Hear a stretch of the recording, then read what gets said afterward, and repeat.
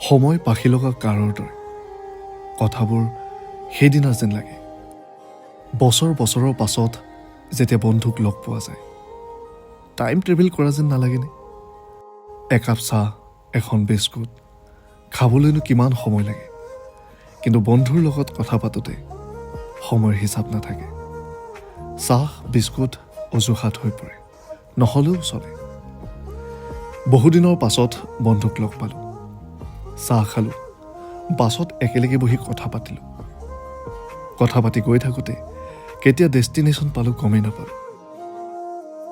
আকৌ সোনকালে লগ পাম, এই মাতষাৰ দি ৰৈ দিলোঁ নিজৰ ষ্টেচনত।